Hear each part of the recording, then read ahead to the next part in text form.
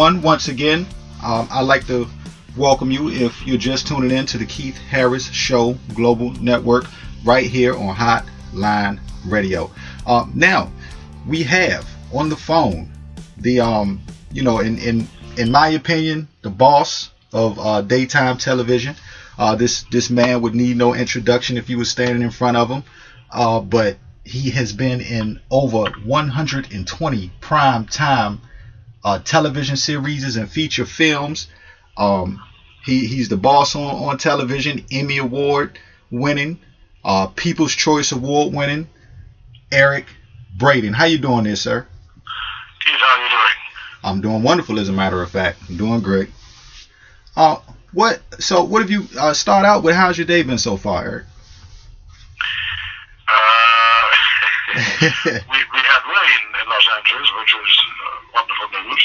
We need it desperately, and otherwise, what can I tell you? Went to work and read the New York Times this morning and went to work, and now I'm on the phone with you. What can I tell you? I know that's right. A basic day, in other words. Well, no, but it changes from day to day. Understandable. Yeah. Okay. To start out, first of all, you're originally from Germany, right? Say it again? Yeah. You're originally from Germany? Right. Okay. And you came to America at what age? At the age of 18. I just turned 18. Oh, okay. You just turned 18. Now, before you came to America, you were playing soccer, right? Like, you love sports. No. I played soccer as well, but the most important thing then was track and field. Okay. Discus and javelin and shot put. I won the German Youth Championship in 1958. Okay, and so you were still in Germany then, right? Precisely. Oh, okay. Yeah, and then now, do you remember when you came to America, what the political climate was like in Germany at the time? What the political climate was? Yes. Was after the Second World War. It was Germany had become a country in 1949. After the Second World War, the Federal Republic, and there was a democracy. And hello? Yes, I'm here. Okay. It was in the throes of recovering after the Second World War. Okay. All right. So it was a totally destroyed country. Oh, all right. Now, did that? The city in which I grew up was 96% destroyed. Oh, wow. Wow. They threw 500,000 bombs over the city. Oh, my goodness. The city's called Kiel, Kiel, up in northern Germany, north of Hamburg. Okay. Did that have how much influence did that have on you? Yes, I cannot hear you very well. Can you speak more directly into the phone? Sure. Now, how much influence did that disaster happening in Germany? How much influence did that have on you coming to America? Well, it had some. I don't know what the noise is in between. It had some influence, obviously. It was a tough time going out to Germany after the war, and I was offered to come to this country by a cousin who had come to America in the early 50s. She was a doctor at the Medical University of Texas in Galveston, and I jumped on it and said, let's go. All right. I promised adventure. I read a lot of stuff about America, a lot of books about the American West. We had, after the war, obviously we listened to Elvis Presley, we listened to Louis Armstrong, we listened to Lionel Hampton. Some of the top athletes obviously were Americans, and in my case was Perry O'Brien, the shot putter, but a lot of black athletes, for example, Ira Richardson, etc. And so America was just sort of, it was the embodiment of adventure. Right. And by you having family members over here, I guess that made it somewhat more comfortable coming over. I know, in my moving to a different country, which was only Canada from America, not that huge. But, when I first got there, for me, it was like. Keith, I said again, the connection is not very good, but I try again. Oh, okay. Now, can you hear me better, Eric? Yeah. Okay. Now, the transition, like myself moving from one country to another, which was only America to Canada, for instance. But, when I first moved, it was a bit difficult because I didn't know anyone. Where'd you move from? I moved from the United States, as a matter of fact. I'm back in America, but I moved from the United States, really just over the border to Canada. But it was another country, and I wasn't a citizen.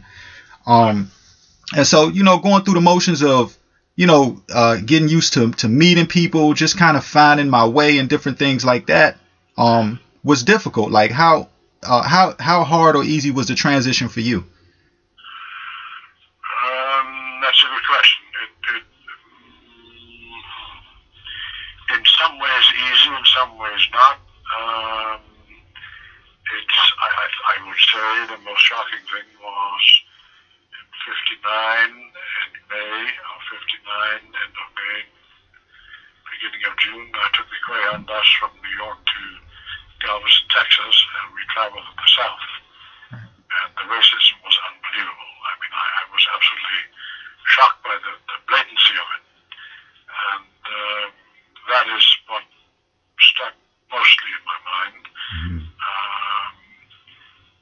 Because obviously in Europe one had heard, or post-war Germany one had heard of the democracy in America. And yet I drove to the South from New York all the way down to Texas in the Greyhound bus. And I saw signs everywhere separating blacks from whites, or at that time colors from whites. And I must say it was rather shocking. Right. Yeah. I can imagine, coming to a place that, everybody at the. It wasn't much different than the North either. I later on had a scholarship at the University of Montana in Missoula, a track scholarship, and there was one black football player on the football team. And I remember he had difficulties going to the bars after games or whatever. So I don't think it was very different in the North. That's all bullshit when they say it wasn't as obviously blatant as it was in the South, but don't tell me the North was free of racism. It was not. You're right. You're right, as a matter of fact, Eric. A lot of people do have that disbelief, have that misunderstanding, as a matter of fact. So now, how long was it after attending school or while you were in university did you start acting? I came to LA in 1960, in the fall of 60. By about 61, 62, I started acting. Okay. Can you remember what your first role you ever played was? I know you've been in so many, but. Yeah, I've been in quite a few. The first one was a dreadful film about called Operation Eichmann. It was when they had caught Adolf Eichmann in Argentina. And Werner Klemper, who was later on Colonel Clinton, Hogan's Heroes, played Eichmann. And I played one of the henchmen. And that was my first role. Okay. Now. The film was not very good. But anyway, go on. All right. Now, a lot of people, did you know when you got into acting, Eric, like, did you already want to get into it, or did you get into it and then manage to go so far? Like, how did that? Well, I somewhat played with the idea. I was offered a role in a play at the University of Montana, played by Chekhov, and I couldn't do it because I was working at night. From 6 to 2 in the morning, I worked in a lumber mill. And then my first lecture was at 8, so I had no time to rehearse the play. But I was offered the role, and I was often asked to read poetry aloud. And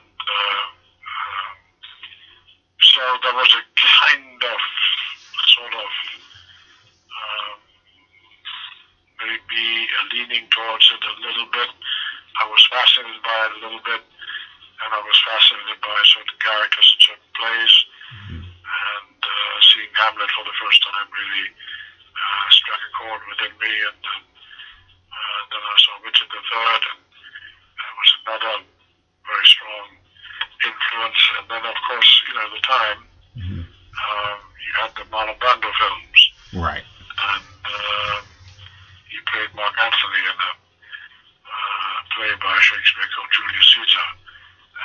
And then on the waterfront. So there are certain influences that obviously that culminated in me thinking about it more strongly. Right. And when I first did it, I really, I struck something in me that made me continue in that profession. I knew I was in the right profession. I instinctively knew it. Okay. Now, have you the roles you played? So many different roles that you have played. Have you noticed that? Have they been mostly the more straight-faced, serious kind of roles, or have you ever? Yeah. Okay. Yeah. Unfortunately. I said unfortunately. Right. I'd love to do comedy.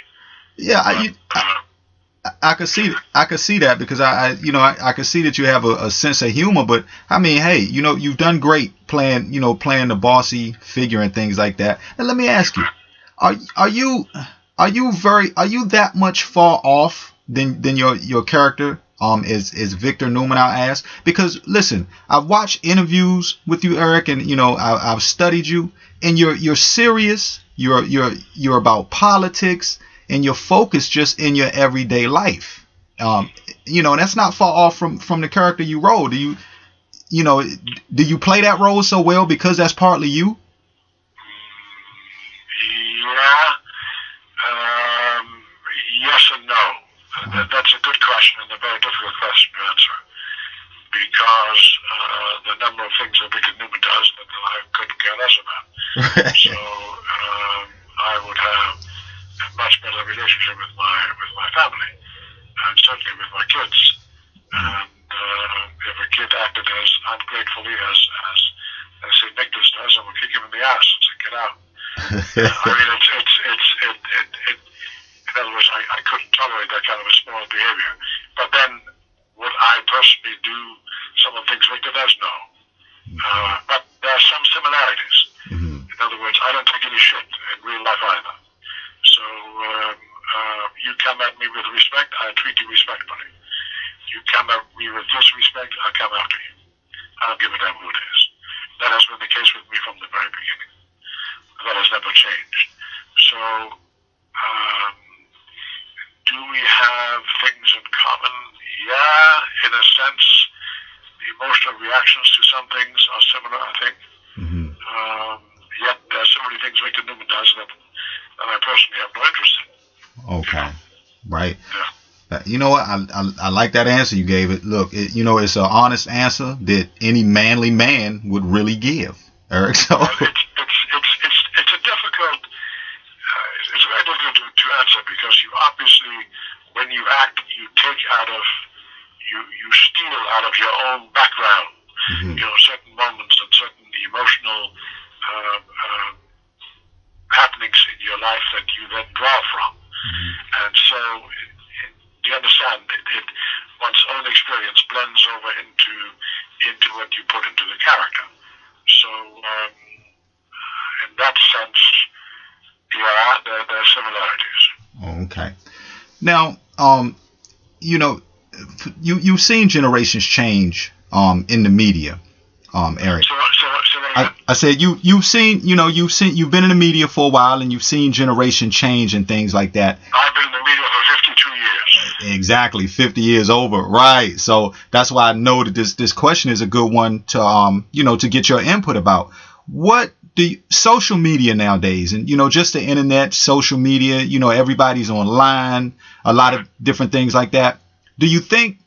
I know there's two sides to that, but do you think it weighs out? Do you see that there's some sort of negative and a positive towards it? I mean, I do. I think generally speaking, I think it's positive, don't you? Yeah. I mean, it's we obviously, in other words, people can't hide as much anymore as they used to.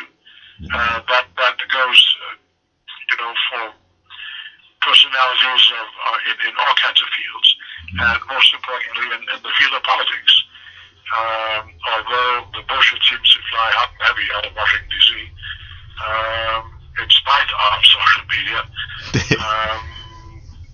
But I think, generally speaking, the information one gets, at least one has a chance to figure out the truth from bullshit. So I think the social media certainly have contributed to that. We now know what's going on in various parts of the world, and we know it almost instantaneously. Is that for the better? Only time will tell. I think it probably is. On the other hand, you could also say that people are no longer able to reflect as much privately and quietly, and they're constantly, right. digressing because they're always paying attention to whatever comes across either their texts or Facebooks or YouTube or whatever it is. That is good and bad. Generally speaking, I would think it has always been for the better. Mm-hmm. I mean, you must remember, I grew up at a time when we had no television. Right. We listened to the radio. And that was obviously highly controlled. Yeah. And so was television in this country and radio in this country for many years after the war. That has all changed now, and I think for the better. Yeah, I would agree. I think there's two sides to it as well. You made a good point, as a matter of fact, about people not really being able to hide as much. I hadn't really thought about that side. Because you see the side where social media kind of delves into people's personal lives a whole lot. But at the same time, I guess some people need their personal lives delve into, as you say, so that they can't have behind closed doors as much. Yeah, it's a double-edged sword, I think. But generally speaking, I think it has been for the better. Absolutely, absolutely. Now, to talk about, this is. You won a numerous amount of awards, so this is probably a bit old to you, but the Emmys, okay? You were nominated for 7 Emmys, and you won your Emmy in 1998. How? I've stayed out of the Emmy thing for a long time, and the reason is that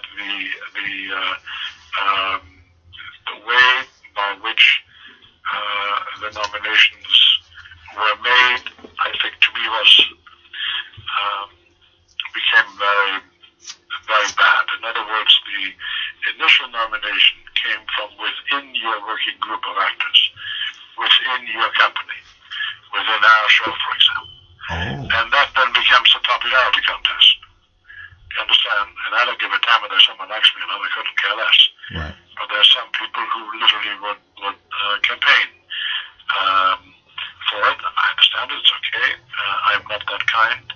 I stayed out of the Emmys for a long time, and still am staying out of it, because the mode by which they select people has not changed. There should be an outside, totally independent group looking at your work that you should submit. It should not be, the first nomination should not be from within your own group. That becomes bias. Right. Of course, it's a popularity contest. Yeah, and that's interesting because I didn't know that. I think a lot of people out there didn't know that. Like, we thought that it was something that really the people decided on. No, I think the only really objective prize, I think, is the People's Choice Award. I think that apparently truly goes out to the people. Right. And that I respect. I received one. It's the only time that daytime was involved in it. I received it, and Susan Nucci received it, and that I'm extremely proud of. The rest is too political for me. Unless there's an objective outside group that judges your work, I don't want any part of it. Right, I understand. Now, you in 2004, you joined the Prime Minister Ariel. Correct me if I'm saying her name wrong, but saying the name wrong. Ariel Sharon of Israel. Well, it was Ariel Sharon of Israel, and the other gentleman was Shimon Peres, the president of Israel. Anyway, go on. and for the conference in Israel now. So you're still obviously involved with a lot of actions and things like that in other countries, like Israel and Germany and things of that nature. So you stand behind humanitarianism and you support. Let me quite simply put it this way. Yeah. As a German of my generation, I obviously am deeply and bitterly aware of the legacy of the Holocaust and the Second World War. Becoming aware of that growing up in post-war Germany, you become aware of it rather painfully, of what your older generation was part of, and it makes you politically very astute and very aware, and it makes you feel that we have an enormous responsibility to make sure that these things aren't repeated, right. And that any kind of injustices in the world are being corrected. And so it is my heritage that obviously made me painfully aware of a lot of injustices in the world, and when you look at America, obviously, and you look at 300 years of discrimination, that's an outrage.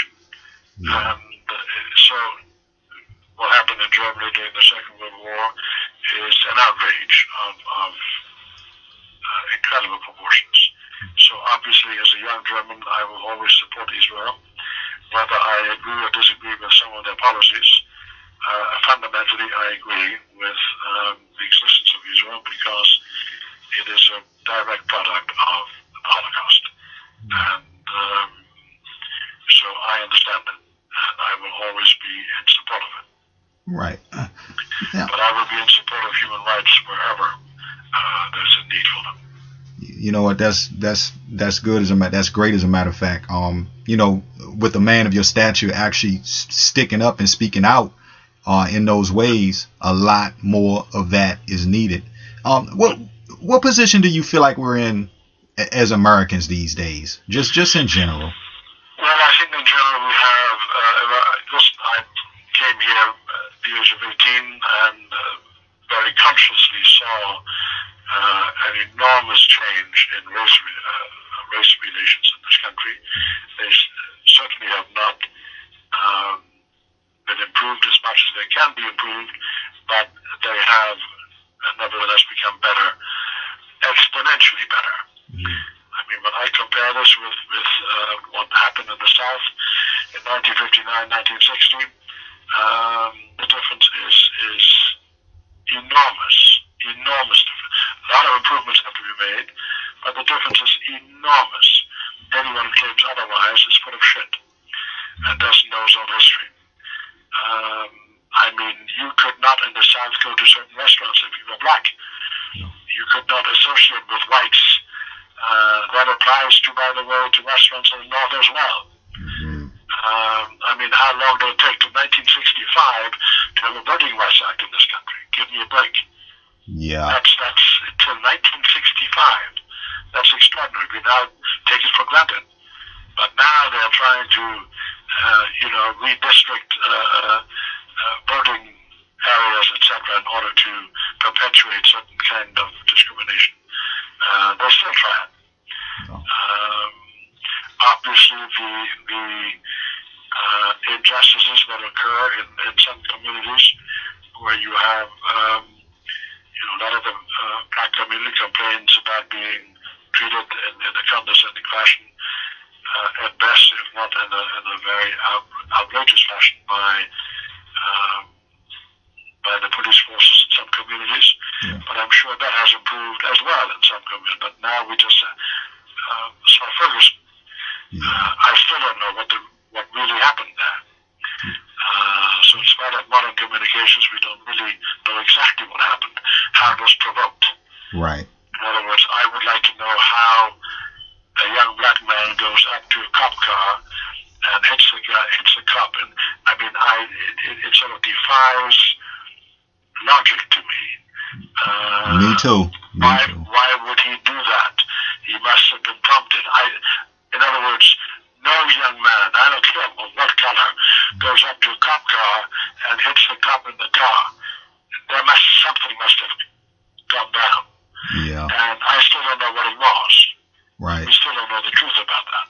Right. And even so, yeah. Sorry, and even in a situation like that, for to be shot that many times from a distance away, it just still seems a bit. The Trayvon, what is that other story in Florida? What was that character again? That wannabe Trayvon. You mean Trayvon Martin? Who killed that young teenage boy? Yeah. It's outrageous. That son of a bitch is running around. It's just unbelievable. Yeah. So that kind of thing happens, but I can tell you, this may sound strange, but I remember times in LA where cops were not particularly friendly with a lot of white people. Right. I can vouch for that. So it is, but then you have to understand cops, who obviously feel that they're in a siege mentality, that no matter what they do, they're being criticized. It's a very complex issue, but I'm certain that blacks are more subject to, the difference. Prejudices of certain groups and certain law enforcement agencies than whites are. I've no doubt in my mind about that. But those things have also changed, have also become better over the years. Over the 55 years I've been in this country, they have become better. Look, if race relations don't work in America, they won't work anywhere. Not anywhere in the world. I've always said that. Yeah, and is that... Everyone in the world is looking at this country, and I think race relations have improved exponentially in this country. So I hope, yes, absolutely. I think improvements have been made. No doubt in my mind about it. Right. But we have a ways to go. Right. And kind of touching on that point too, you will be in Little Rock, Arkansas, as a matter of fact, on Martin Luther King's Day as well, right. Speaking, right? Right. Okay. Right. All right. Exactly. I see what you're saying. Yeah, and we'll, just to bring that up, because as a matter of fact, I've spent some time in the South, and I'm in the South now. I've been down here for a few years, and it still amazed me, because I'm kind of a history buff myself, and it still amazed me that today I still go to restaurants that, maybe 30, and I'm 40 now, but maybe 30 years ago, that blacks were not even allowed to go into the front door. And so for me, when I go into these places, it's like, it's a history thing to me, and it's a real shock. And sometimes I wonder how the people still, kind of deal with it, or what feeling do they get when they go places and, spend money days now that they know they weren't allowed to. But like you say, things have changed dramatically when you compare it to what used to happen, though, right? Oh my God, yes. Yeah. Absolutely. Super. Anyone who claims otherwise doesn't know the history. Right. Now, going back to the acting a bit, do you feel as though, you've taken on the role that you have for so many years as Victor Newman? Can you see yourself ever playing a different leading role, or do you think this is where you need to be and this is where you're going to stay? To give you a very honest answer, if there were a number of offers to do, let's say, star films or start another nighttime series, I certainly will consider that, yes. But I'm very happy with where I am. I'm very happy with playing that character. Right. Very. Yeah. It has been, it constantly changes somewhat from day to day, and it's an enormous challenge to learn that much dialogue every day, and then to deliver it as faithfully and as realistically as you can. I've never tired of that. No, I'm very grateful to the role and very grateful to the show. Right. To me, I couldn't see anyone else playing the role, to be honest with you. Yeah, well, I have no idea. Hopefully it doesn't come to that. I know that's right. All right. You were put you received a star. You received a star. Was it on the Walk of Fame. Where was it started? Walk of Fame. Right? Yeah. And how long ago was that? Let's see. I can almost 6-7 years ago. Yeah, I think something like that. Okay. And what let me ask you, with these awards, because like you say, you're a man of pretty much just, you really care about general life and just the things that happen around you, a people's person. When it comes to these awards, as you say, do they really hit you that hard? I know you appreciate getting them. You're thankful, grateful, but there are 2 awards that meant a lot to me, and that is the People's Choice Award, that meant a hell of a lot to me, and the Star on the Hollywood Walk of Fame meant a great deal to me. And I'll tell you why. I came to this town without a penny in my pocket. Okay, I worked for moving furniture companies and worked as a dishwasher in restaurants, etc., etc. So to stand there now, quite a few years later, on Hollywood Boulevard, and George Kennedy was there, and Kenny Norton, the former heavyweight champion who unfortunately died, was there, and Jesse Ventura, who's a friend, was there, and they were all there to give speeches. When I received that star, and I obviously couldn't help but reflect back on the times when I came to LA, didn't know a soul. This town is a tough town. You don't realize it. There are 150,000 registered actors in this town. Wow. And then if you're one of less than 1% who make it, as I am, when you stand there and you reflect upon that, it becomes almost overwhelming. But I now know that my granddaughter can drive by there, my granddaughters, and say, see, that's where Oprah has a star. It was very moving, primarily because speeches were given by George Kennedy, who I respect enormously, and who was in a film with me called The Man Who Came Back that I put together, and Kenny Norton and Jesse Ventura, who I respect a great deal, and my family and co-stars. It was one of the most moving experiences in my life. Yeah. Wow. I can imagine, because at the same time, it's a legacy, as you say, for your grandchildren and so on. That's right. Right. Now, do you feel like in today's circumstances that it is important for the young youth coming up to just in the job market that we're in right now and things like that, how important do you think it is for youngins coming up to learn how to start their own businesses or take more business courses, since there are less job opportunities? You think that's an important field? That is important, but I think what is even more important, educationally speaking, is to emulate more the system we have in Germany. And that is that as you graduate from high school, you don't necessarily immediately have to go to college. That's bullshit. Not everyone is qualified to go to college and shouldn't be. What you should, however, do is you should enter a profession, and then you enter professional schools in mechanics, in carpentry, in whatever it is.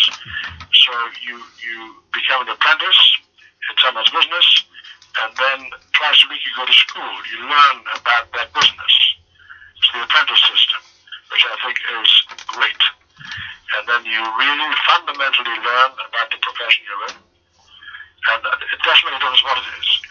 And then you eventually graduate from that school, and you graduate from the company in which you work. You then receive a certain degree, and you get correspondingly more money, and or obviously, if you are very bright, then you go to college. But why force everyone to college? What bullshit is that? It's just nonsense. Right. Learn the profession and really learn it, really know it. Why do you think we have so many immigrants come to this country from the south of the border? Because they're doing all the jobs that we Americans were not taught to do. That's really what it boils down to. You know what? You're right. You're right. Yes, of course. And a lot. That whole hypocrisy about people coming across the border. Well, listen, the infrastructure in LA alone would probably suffer enormously if we sent them all back. Because immigrants, illegal or illegal, do most of the work. Yeah. And they certainly do most of the work in agriculture, not only in California. California produces more farm goods than any other state in America, by the way. Mm-hmm. It ain't La La Land. California is a place where people work very hard. Right. That La La Land bullshit, I don't know who came up with that. This is not La La Land. You work very hard here. Mm-hmm. So all these laborers who have come for decades to work on the huge farm belt in the Central Valley in California, mm-hmm. who have put produce on the table of Americans all across this country. The restaurant business, mm-hmm. the clothing business, the mechanic shop, it goes on and on. The carpenters who build the houses. I mean, look at who they mostly are. Yeah. They're mostly Latins. This is true. You're right. So, in other words, what I'm saying is, why don't we have vocational schools attached to our high schools and our community colleges or whatever, so that people can learn both at the same time? They learn the practical ways of their profession, whatever it is, and then they go to school, they learn about it academically, twice a week, for example. Yeah. That's a sensible system. This bullshit that everyone has to go to the university, what nonsense. Not everyone is qualified to do so. Right. And then everybody's coming out, a lot of people coming out of university all learning the same skill, the few basic, things go for. Most of learning no skill. Right. No skill that we're using. You don't learn the skill per se. Yeah. You obviously learn to think and all that. That's a different story. Right. Obviously, people who are qualified intellectually should go to university. No two ways about that. Mm-hmm. But the real practical skills that most people need to learn should be taught in the latter 2 years of high school and community college, for example. Mm-hmm. Yeah. No, I agree with you. Now, on the and also it gives people from, I agree with it also because it gives people in other countries that are looking for better ways or trying to raise their families better, who want to come to a country and be able, listen, everybody deserves an opportunity to help their generations progress and to grow on. And so I agree. I just feel like it's a bit wrong if, they come and they work hard and do these skills. Why, it's not fair to turn them around and send them back to something. Well, let me say something about that. This is you must remember I'm an immigrant. Right. And I know how difficult it is to come here from Europe. Mm-hmm. It's increasingly more difficult. Okay, you have to jump through all kinds of hoops to come here now. It ain't easy to come from Europe to America. It's not. Right. So when you look at it from the perspective of an immigrant who, stood in line at the consulate in Germany, et cetera, to get his papers to come to this country, and then obviously part of you says, wait a minute, why are people allowed to become citizens now who came here illegally, who didn't jump through those hoops? That is the other side of that argument. I am for what Obama is doing as far as immigration is concerned, because obviously no one else has offered a solution. It's a partial solution to a difficult problem. Right. But part of me says, wait a minute, if you want to come into this country, you should come into this country legally. So, and yet I also know that a lot of American businesses have encouraged illegal immigration because you don't have to pay them as much, you don't have to pay all the welfare costs, et cetera, et cetera. Agriculture in this country, primarily in California, would go broke without the migrants coming here every year. Yeah. By the hundreds of thousands. Most of the time, the people who come here obviously serve the economy, the American economy. So I understand Obama's argument that you need to reward that. Right. On the other hand, you must also realize that we allowed that illegal immigration for a long time. Why? Because it was a safety valve to release the revolutionary potential in Mexico and all the Central American countries, where the discrepancy between wealthy and poor is so enormous that we were also afraid that it would blow up like Cuba did. Oh. We didn't want a socialist or communist revolution south of the border. So we allowed a lot of people to come, with one eye closed, to come in here and make a living. Right. Because had they stayed in Mexico and Central America, I guarantee you there would have been a revolution. So this whole so-called problem of illegal immigration, you have to look at it from all sides. You also have to look at it as a foreign policy decision to release the revolutionary potential in those countries. Understand? Yeah. We opened the borders, or we certainly had, it was porous enough for a lot of people who were very desperately poor and who came to America instead of starting a revolution in their own country. That, you know what? Right, because that released a lot of tension, as you said. Of course. Think about it. Yeah. Now, just think about it from all sides. It's a very complex issue, but at least Obama's doing something about it. Yeah, that's true. And then the next thing what would have happened as soon as the revolution would have started, then we'd have been sending more American troops to go get killed in these wars. Yeah. Yeah, and all around that's bad. Now, I'll tell you, I am all for the legalization of marijuana. What do you think, Eric? From what I know, legalize the damn thing. From what I hear, I just heard a big thing the other night on Sanjay Gupta on CNN, and he investigated from all sides. I think we should just allow research to be done with it. Apparently, it has some medicinal advantages and applications, and I think we should investigate that. Don't tell me that there is any worse than the pharmaceuticals that we are being fed by regular doctors. So I think it should be studied, should be legalized. I personally think another hypocrisy should be done away with, and that is steroids in sports. Oh, wow. It's, in other words, we all know it exists. In other words, you don't create these mammoth bodies without some help. And what we should do, instead of condemning it completely, we should say, wait a minute, let's study it. Let's study when it is too much, and let us study when it might help, and it's not too much. Because I venture to say that it is still prevalent in all performance sports where you need a lot of power, be it track and field, be it in football, be it in baseball. It's happening. It has happened for decades. To say otherwise is hypocritical. And we need to, I think one should simply say, okay, let's look at it. Let's look at, and let us tell athletes beforehand, have an open book about it and say, listen, if you take this much steroids, you'll have liver disease, you'll have heart disease, you'll have osteoporosis, you have joint disease, etc., etc.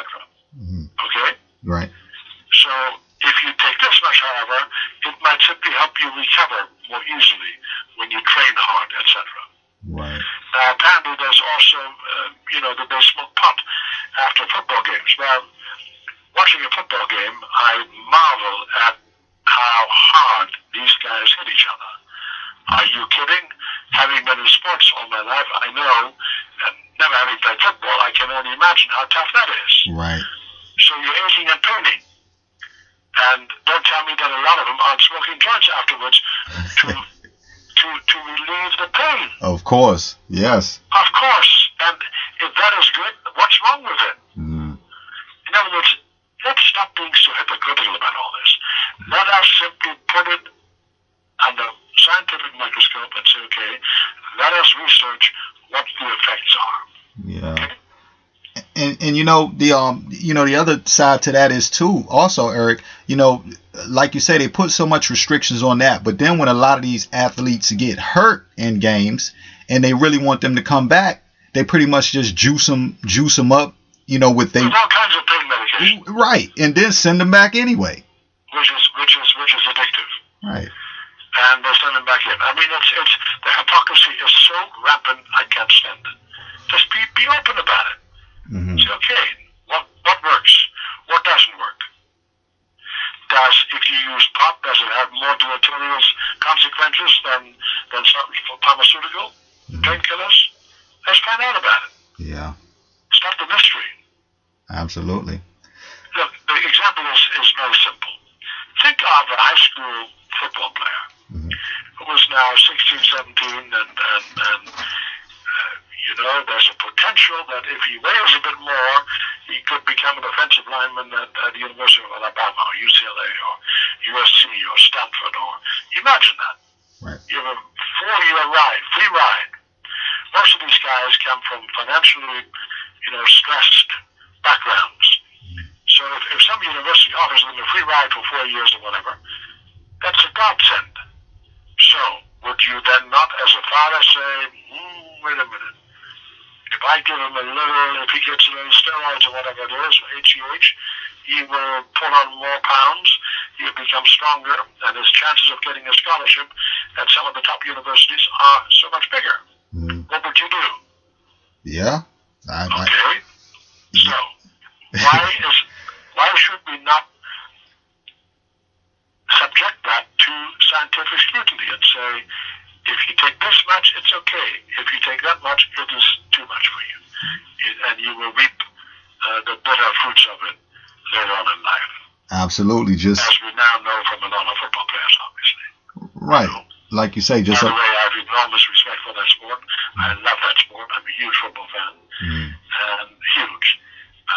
But I can see when those guys go at each other, holy shit. Yeah. Obviously, there are a lot of injuries and a lot of pain afterwards. There must be. But before we get out of here, Eric, what's your favorite? Who's your favorite football team right now? Well, coming from LA, it used to be the Rams and then the Raiders, and they both hightail out of town. So I have not been a fan of either of those teams. For years, I used to root for the 49ers. Okay. And now I'm sort of, it goes from season to season. I'm a big fan of Peyton Manning's. Yeah. Primarily because that man had 3 or 4 serious neck surgeries. Oh, wow. I mean, please think about that for a moment. And then he comes back and plays football and becomes enormously productive. I have such deep respect for that. I cannot begin to tell you. I find that incredible. To come back after neck surgeries. Yeah, I know, so right? I tend to be now, I'm rooting for the Broncos. But then I see, you cannot help but root for Brady from the Patriots because that guy was the least likely to succeed. Yeah. They did a documentary about him, and they showed him at the NFL Combine, and they said, who the hell wants to hire this guy? Right. He wasn't fast, he wasn't strong, he wasn't anything. And look what happened. Yeah. I think it's an extraordinary story. It really is. I'm an old friend of, not an old friend, but Jim Brown and I used to know each other. I did a film with him called 100 Rifles many, many years ago. And I had enormous respect for Jim Brown. What an athlete, Jesus. And I go back to the old Packers, Ray Nitschke and all these guys, and Jim Brown and Carl Eller from the Minnesota Vikings, Bart Starr, and then Kenny Stabler, who played for the Raiders for a while, he called him the gunslinger. I have such respect for football that Eric Dickerson and Marcus Allen oh yeah. And the fearsome foursome of the LA Rams, from Deacon Jones, who introduced the head slap. As soon as they jumped, into the game, he would just head slap his opponent and knock him out practically. Right. And Rosie Greer and all those guys. I have enormous respect for the game. Okay. Great respect for it. All right. Listen, Eric. So I don't have a favorite team right now. It's the 49ers and the Broncos, I would say. Okay. Yeah, 49ers is my team that, I go with, as a matter of fact. Yeah. Jerry Rice, what a receiver he was. Yeah. My goodness. Yeah.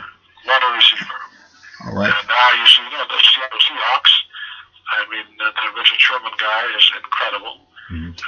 Wilson is a fantastic quarterback. He's a great quarterback. Calm and quick and can run and throw. And then Aaron Rodgers. I watched him very closely last Sunday. You know, that guy has one of the quickest releases I've ever seen. I mean, a quick release. Yeah, even under pressure. Yeah. So I just have enormous respect for athletic performance. You know, all right. In whatever field. That's right. Listen, Eric, it's been an honor talking to you, and you know, I know you are extremely busy, but you know, sometime in the future it'd be great to have you come back on the show. As a matter of fact, I enjoy talking about politics with you, especially, and you know, there's so many different issues that we should discuss in the future. The world is full of issues, my man. I'm telling you. That's I just wonder now what the Congress is going to do. What? Whether they're going to pass anything, or whether they're going to be the no pass anything Congress. We haven't been so far. That's right. Let's see what happens. Well, we will, and we'll talk about that as soon as that goes down too. So I'll make sure that I try to get in touch and we'll talk about it. There's always something to talk about. Absolutely. And all right. Eric, what was you about to say? Nice to talk to you, my man. All right. Same here. Listen, keep doing your thing. Keep doing your thing, Eric. You know it's love all across the world for you, and you've always got a home right here on the Keith Harris Show. And we will. Thank you, my man. On the network. All right. All right.